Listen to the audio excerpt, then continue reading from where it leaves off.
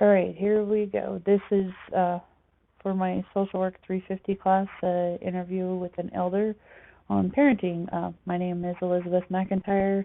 I'm currently a social work student at HSU, and I am interviewing my mother-in-law as the elder advice of parenting. Would you like to introduce yourself? Yeah, my name is Holly Earlhart, and I was a parent. I'm a grandparent, and I'm now a great-grandparent, so. Made me snort. Anyway, we're the point of this is to try to learn something from a generation before ourselves on the difference between what we may see with parenting and what you may have seen in parenting in the time frame you were a parent. So there's some generic questions here, and we'll see where they end up taking us. But I'll start off with one of them. So what are the most important things that kids need from adults? The most important thing I believe that children need from adults is their attention. That's what they love. That's what they thrive on. That's what gives them life is your attention. So I think, I think paying attention, actually listening to them when they're talking to you, especially when they're small and they're so excited, and showing them things, just that communication. Okay, well, I know Shasta. I'm his mommy, and he's my 3-year-old, and he definitely has that curiosity that's been set by being shown that it's okay to ask those questions and that learning is a great thing to be curious about. So yeah, he's very curious. What do you feel is the most important part of childhood? Oh, what a question. What is the most important part of childhood? That's kind of a trick question because when you're in childhood, every part is the most important part. Right. If you're thinking about being influenced by someone else, I think that is up till about the age of 6 or 7 is really the most important thing.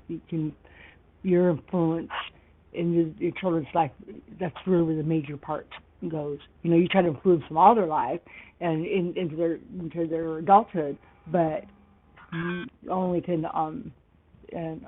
encourage and influence. And I'm not actually sure what I want to say, Elizabeth. I'm sorry. It's okay. The phone call got distracting there. Sorry. What do you feel is different now than when you were a kid, and why maybe do you feel this way about kids this day and compared to when you were a kid? Well, I think there's so many. It's very different from when I was a kid. Now in the world, I lived. I was raised in the '60s. That was my childhood, mostly in the '60s, and I ran free. I played everywhere. We took off in the morning and we came home when the streetlights came on. Our parents weren't. We didn't have cell phones. We didn't have. We didn't have to know. Our parents didn't know where we were every minute. We had times, and we did. We listened to our parents and stuff. So the technology has changed so much that. When I was a kid, my phone was attached to the wall, and it had a big dial on it was hard to turn, Now, everybody has a phone in their pocket, you see 6, 7-year-olds with their phones and stuff, and it's almost like you really need to have that technology. That's one thing, but the world itself has changed so much.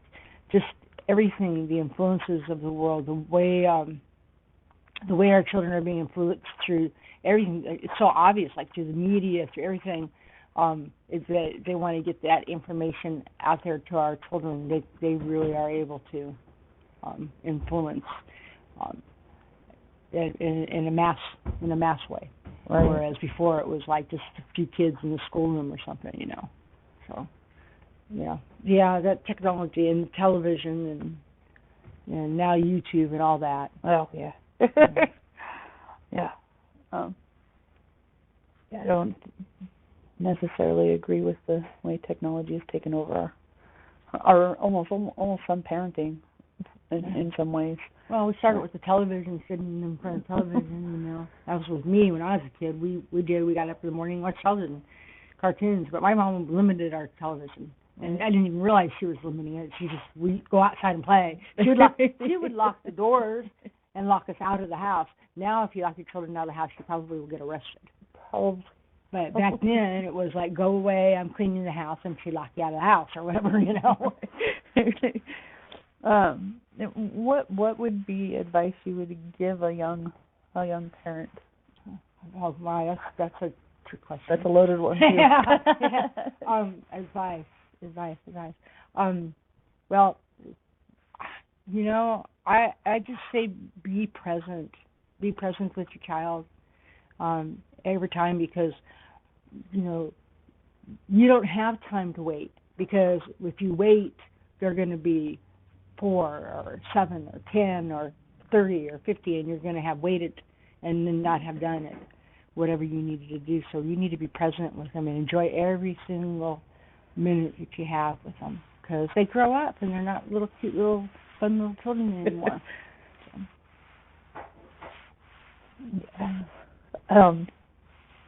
Sorry. I've got one that's going to be 4, right? Mm-hmm. Yeah. Anyway, so how would you talk to kids about our culture or spirituality? Well, how do I talk to kids about it? I'm not sure exactly what that question means, but I'll try to answer it.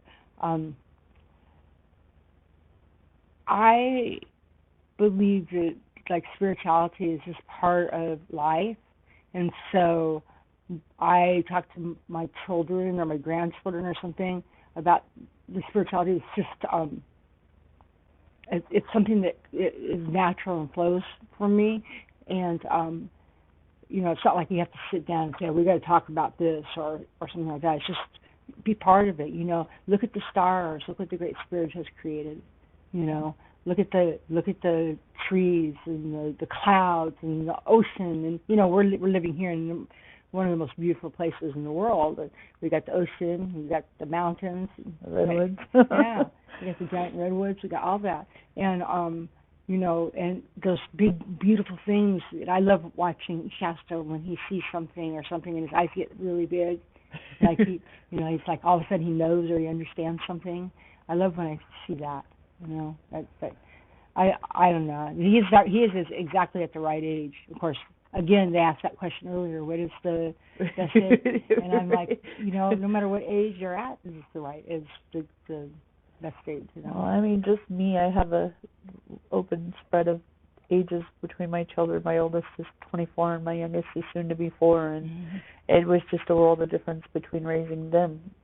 Yeah, and being a parent at the different times in my life. Yeah, it's different, way different now. Yeah, it's almost like starting over. Yeah,